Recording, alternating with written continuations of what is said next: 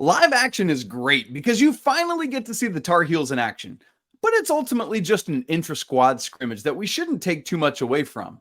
But, Pat Kilby, what if some of those things actually did come to fruition this season? You are Locked On Tar Heels, your daily podcast on the UNC Tar Heels, part of the Locked On Podcast Network, your team every day. Hey there, it's Wednesday, October 18th, 2023. Welcome into the Locked On Tar Heels podcast, the only daily North Carolina show out there. I'm your host, Isaac Shea, joined today by our guy, Coach Pat Kilby. We want to thank you for making Locked On Tar Heels your first listener watch to get your Tar Heels every day. Today's episode is brought to you by Jace Medical. Empower yourself when you purchase a Jace case, providing you with a personal supply of 5 antibiotics that treat 50-plus infections. Get yours today at jacemedical.com. All right, Pat, I've spent all week long advising all the good people, our good friends here, hey, listen, live action's super fun, but don't read too much into it. Don't get too high, don't get too low, because it's just live action. Guys are going to have good nights. Guys are going to have bad nights. Wait until you see the exhibition game. Wait till November 6th against Radford. Then we can start truly taking things away. But Pack, that was earlier in the week. This is What If Wednesday. And on What If Wednesday, we get to make wild speculations about what if these kind of things come true. That's what If Wednesday is all about, right, Pack? That's right. So, friends, if you haven't been joining us on our What If Wednesdays, what we got here is a little bowl full of several what if scenarios. What if these certain things happen? And all of these this week are What If Wednesday live action edition. These are all what ifs coming out of what we saw Friday night. So Pack and I are going to talk about some of those. And if you're interested in contributing to these what ifs in the future, make sure you join the Locked On Tar Heels Discord, where we have great conversation all week long. Pack and I are both very active in there.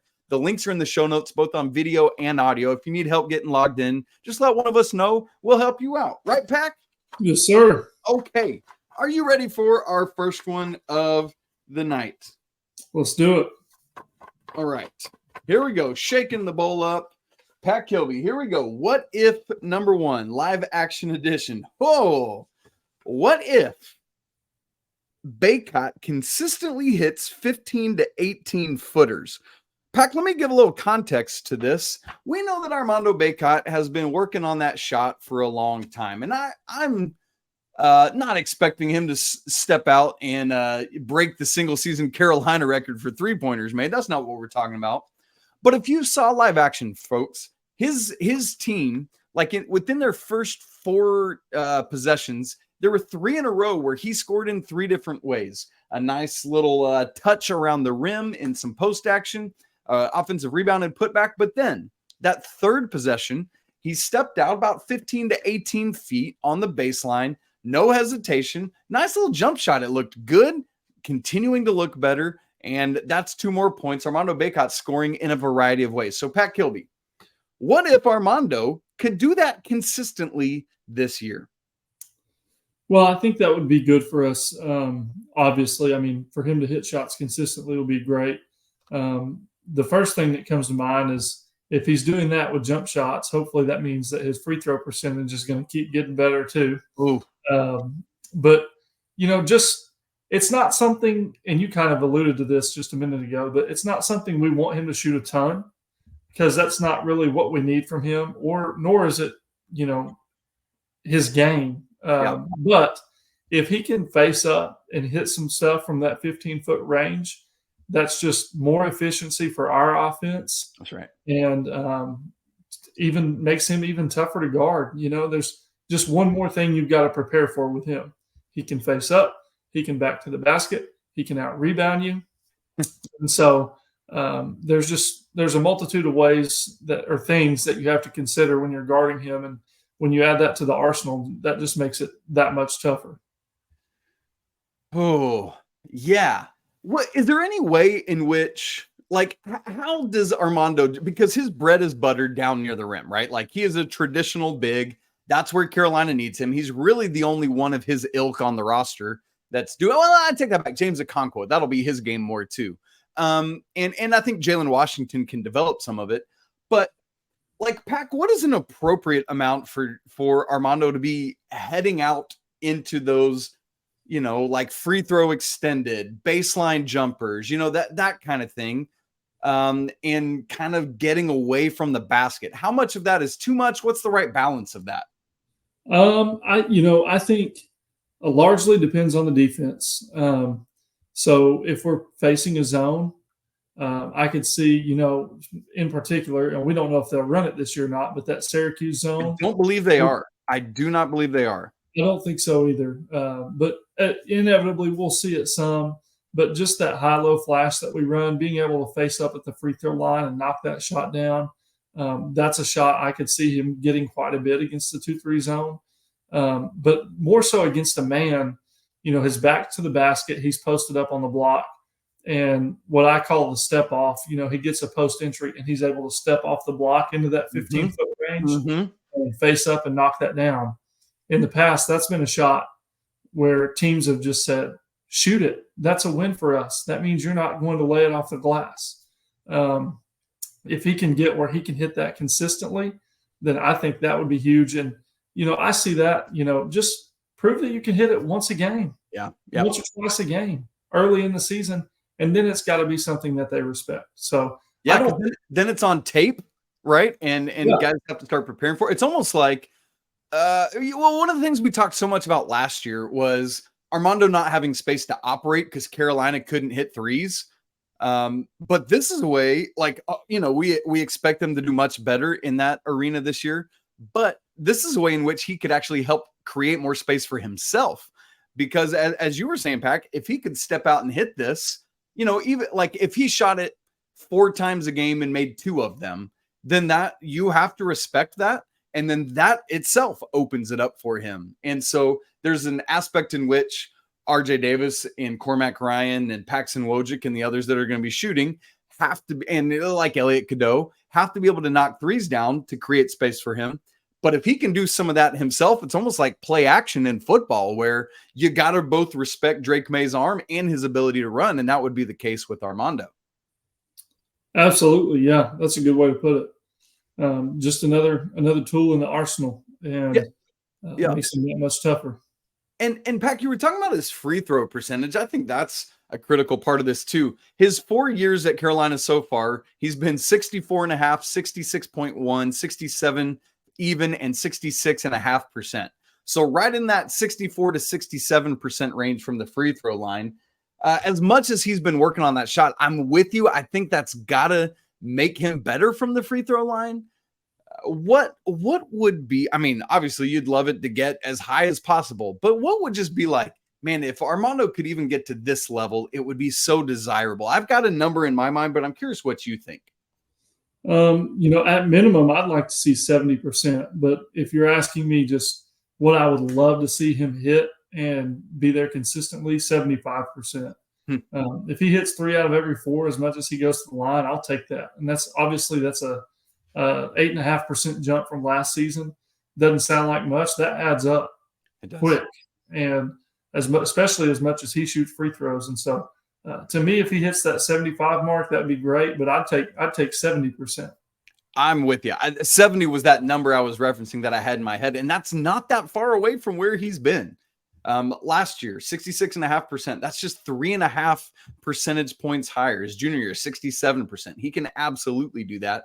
And he's increased his free throw attempts per game each season. His freshman year, 3.9, then 4.4, 5.6. Last year, 6.5 free throws attempted per game.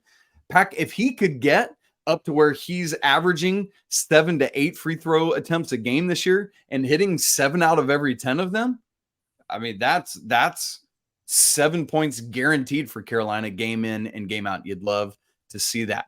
Well, I love this idea of seeing Armando be able to step out and consistently make these shots. I can close my eyes and see Tyler Hansbrough doing it. I can see Tyler Zeller and others doing it. Would love Armando to be a face who I see when I close my eyes and watch a big hit that extended long 2. Well, we got a couple more What If Wednesday live action editions to get to. We're going to draw our next one out of the bucket in just a second. But first, I need to tell you this episode of Locked On Tar Heels is brought to you by Jace Medical. I don't know about you guys, but my life is so insanely busy that I don't have time to schedule a doctor's appointment, get there and get a prescription. I've been kind of sick right now. I'm chugging water as we go through the show. I need to get to the doctor. I just don't have time. Or perhaps you find yourself like unable to get the prescriptions you need because of storms or shortages, pandemics, supply chain issues, whatever it is. We got to be prepared now more than ever. And everyone should be empowered to care for themselves and their loved ones during unexpected moments, just like these. That's why Jace Medical offers the Jace case, which provides 5 life-saving antibiotics for emergency use and gives you peace of mind so that you're not just hoping you have access to medication in an emergency. Jace Medical makes sure you have the medication in hand. It's simple. They handle everything from the online evaluation to licensed pharmacy medication delivery and ongoing consultation and care. That gives me peace of mind on the back end. Don't get caught unprepared, folks. Get $20 off on these life-saving antibiotics today from Jace Medical by using our code LOCKEDON at checkout on jacemedical.com. That's JASE medical.com. Doctor created, doctor recommended. That's Jace Medical. This episode is also brought to you by FanDuel. Snap into action this NFL season with FanDuel, America's #1 sportsbook. Right now, new customers get $200 in bonus bets guaranteed when you place a $5 bet. That's $200 in bonus bets, win or lose. So if you've been thinking about joining FanDuel, right now is the best time to get in on the action. And beyond all that, the app is so easy to use. You can bet on all sorts of different things like spreads, player props, over, unders, and more. Make sure to go check it out for this weekend's action when Carolina is hosting Virginia.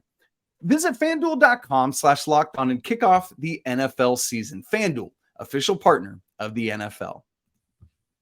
Speaking of that game coming up this weekend, I want to remind you that on Friday, Locked On College Football Kickoff Live is coming at you 11 a.m. till noon Eastern on every Locked On College YouTube page, including the Locked On Tar Heels YouTube page. So if you're a listener, come, make sure you check it out live in real time and interact with the show to get ready for all of this weekend's college football action.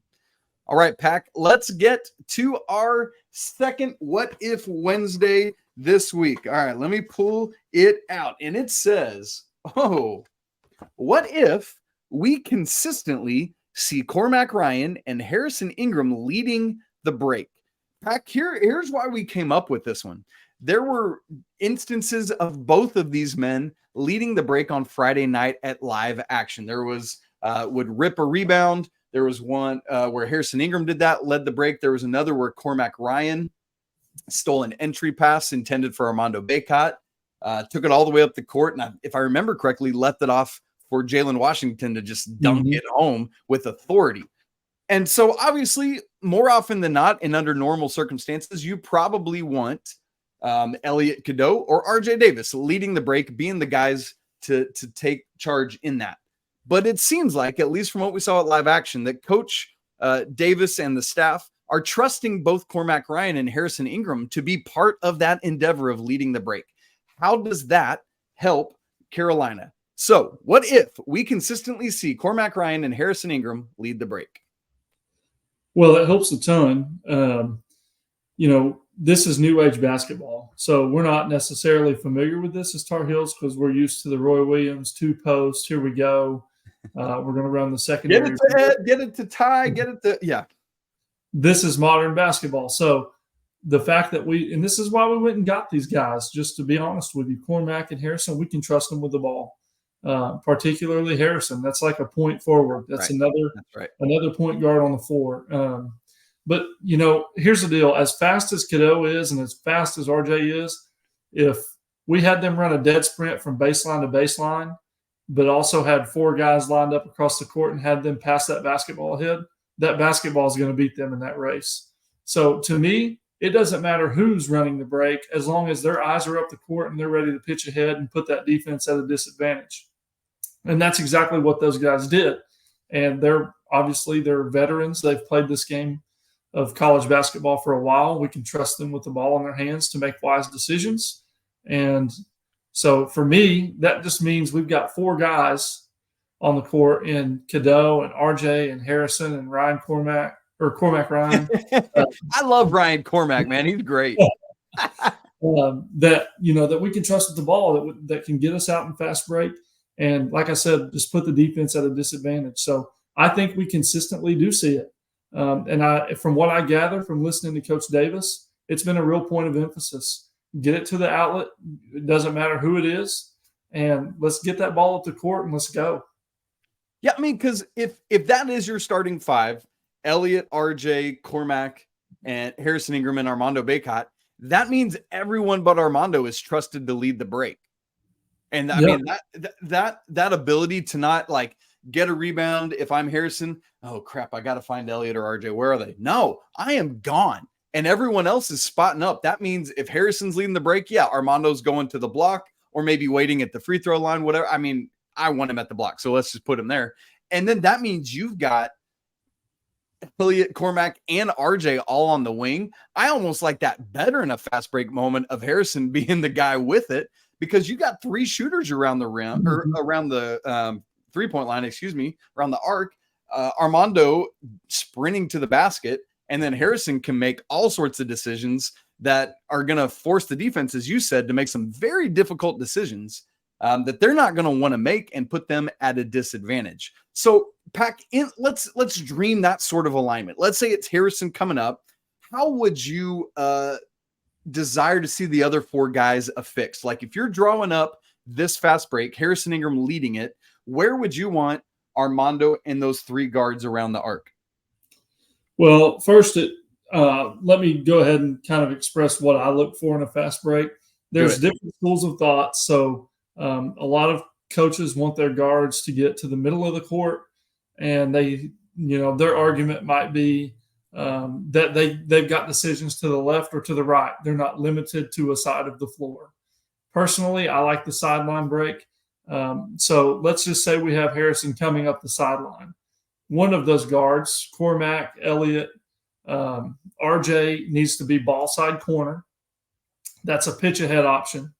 Obviously, Bacot posted up on the ball side block because that's ultimately where we want the ball to go. Yeah. And we want to get paint touches, whether that's through the post or through the dribble attack. And then the other two guards filling up the slot, which is lane line extended, and the opposite corner. So you've got plenty of space. You've got a pitch ahead. You've got someone posted up. And then you've also got where you can, reverse the ball and change sides of the floor. To me, that's really tough for us to guard. And then we can flow into our offense. If we wanted to do the secondary, you can flow into it right from that right there. You've got your trail big. You've got, a big posted up. You can run the old Roy Williams traditional back pick and see if we can get the old backside lob like we used to do. You can do a lot of things from it, but ultimately I just like having someone, having your shooters spread out in space around the perimeter, and then Armando in there commanding the basketball, which is where we want to play from anyways. Okay. Love all of that. So ultimately, do you think those guys leading the break Friday night is just live action whatever? Or do you think, because again, we were seeing, because we're farther into the practice portion of the off season, that it was higher level basketball that we saw on Friday night. So do you think that was just, it's live action, I'm going to get this and run? Or do you legitimately think that Coach Davis has entrusted both of those guys with running the break when they get a rebound? No, I definitely think he's entrusted them. Not just from what we saw, but I've mentioned last week, and I'll mention it again. I listened to him on the podcast, or the podcast, the press, the media day, and he was talking to him, and he said that he's given Cormac Ryan the absolute green light. And now he was talking about the shots that he could take. Right. But that in itself tells me all I need to know. He trusts him with the ball. Yeah. And I think he probably feels the exact same way about Harrison. He didn't mention him in that instance, but just the way they played Friday night and the confidence they had bringing the ball up the court, I don't think that Hubert Davis would hesitate for a second to have one of those guys bring the ball up the court. And it's like you mentioned earlier, that just frees Cadeau and RJ and those guys to sprint down the court, get their hands and feet set, and be ready to knock one down or make a play off of it. Yeah. Woo! Man, could be lots of electric stuff. We'll obviously see more of this against St. Augs coming up. About just a week and a half is that exhibition game coming next Friday. So that is our second what if for this What If Wednesday live action edition. We got one more to get to. Should be a doozy. Can't wait to see what it's going to be. We'll hit that in just a second. But first, this episode of Locked on Tar Heels is brought to you by eBay Motors. Passion, drive, patience. All of this is what brings home the winning trophy, and that's also what keeps your ride or die alive. eBay Motors has everything you need to maintain your vehicle and level it up to peak performance. From superchargers to roof racks, exhaust kits, LED headlights, and more. Whether you're into speed or power or style, eBay Motors has got you covered. With over 122 million parts for your number one ride or die, you're always going to find exactly what you're looking for. And with eBay Guaranteed Fit, your part is guaranteed to fit your ride every single time, or you're going to get your money back. I love that. That comfort is so good for me as a driver. Because with eBay Motors, you're burning rubber, not cash. With all the parts you need at the prices you want, it's easy to turn your car into the MVP and bring home that win. Keep your ride or die alive at ebaymotors.com. Eligible items only, exclusions apply. eBay Guaranteed Fit only available to U.S. customers. Pat Kilby, we got one more What If Wednesday scenario to get to today. Let me shake up the bowl one last time and see what's coming out. What if Zayden High does more of what he did at live action? What if Zayden High does more of what he did at live action? Well, first of all, Pat Kilby, I think that means we need to determine what exactly it is that Zayden High did at live action. Let's start there. What did you see from Zayden High on Friday night? Production and very efficient. He didn't try to go out there and do something that he wasn't. I thought he played really hard. I thought he was physical. He was in the right spot at the right times. He had good hands and rebounded really well and just finished around the rim. Yeah. You know, he made some nice plays around the rim. And his effort, his intensity, his rebounding got him some extra buckets. But the thing that stood out the most to me, honestly, was just how stinking hard he played. It was like he wanted to be out there and to get after it and to outwork his teammates, or I guess in that instance, his opponents. But he was just, I mean, the dude was a dog on Friday night, and I really enjoyed watching him play. Pac, here's what I've debated in my head so much in the days since then. You know, we've talked about so much. Take what you see at live action with a grain of salt. It's an intra-squad scrimmage. But what I've really debated and what I'm curious about from this is this a moment where we think Zayden High might actually figure into things more this year than we imagined? You and I both believe that he's somebody that's going to play, assuming he stays in Chapel Hill, a critical role on Tar Heel teams as early as next year. Neither of us really imagine that he will do too terribly much this season. I think he's going to be a key practice contributor. I think there are things that he did on Friday night that if he can do consistently, like getting to the offensive glass, like poking the ball away from Elliot Cadeau and putting it back up, like making good hard cuts, good decisions with the basketball when it's in his hands, that it's going to be impossible for Coach Davis to keep him on the bench. He's going to have to find him minutes to do some of these things that help teams win a game. So is this a moment where we saw something Friday night that maybe is pushing you and I further on Zayden High's role this year than we initially thought? What do you think? That's a tough question. I think there's a chance, absolutely, that he's going to surprise me and play a lot more than what I originally thought. I think when I look at his performance, I don't know that his output is going to be repeatable all the time. I think, correct me if I'm wrong, or you may not know, I think he finished with like 10 points and 7 rebounds. I believe that was the number. Yep. I don't have it in front of me, but that's my memory. I don't know that every time Zayden steps on the floor, he's going to get 10 points. Okay. But he doesn't, that's what I'm saying. It's like, it doesn't have to be those things. Like if he's doing some of these intangible things that the box score might not necessarily show, but that are the right play at the right time with what the staff is asking him to do. Absolutely. And honestly, it's a breath of fresh air. If I'm speaking truthfully, we've needed that the last couple of years. Just somebody that just doesn't really care about their stat line. Just go out there and play your stinking tail off and do what the team needs you to do when they need you to do it. And so if he does that, I'm with you. I don't see how we keep him off the court because we've got dudes that can make plays. We need team dudes, guys that will come in and take a charge, guys that will rebound, guys that will do the dirty work and communicate and scrap and just win 50-50 balls or, whatever it takes. And he seems like he can do that. And the cool thing about those things is those are controllable. And so if he can consistently bring that, which we know he can because that's something he can control, then he's going to help us. He might not always get 10 points and 7 rebounds, but if he brings that other stuff consistently, he can flat out help us.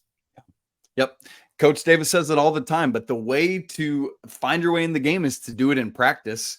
And I mean, we obviously don't all get to see that. It's behind the scenes, but if he's able to continue doing that, then that's what's going to get Coach Davis putting him in the basketball games. And let's be honest, we know, think about Puff Johnson.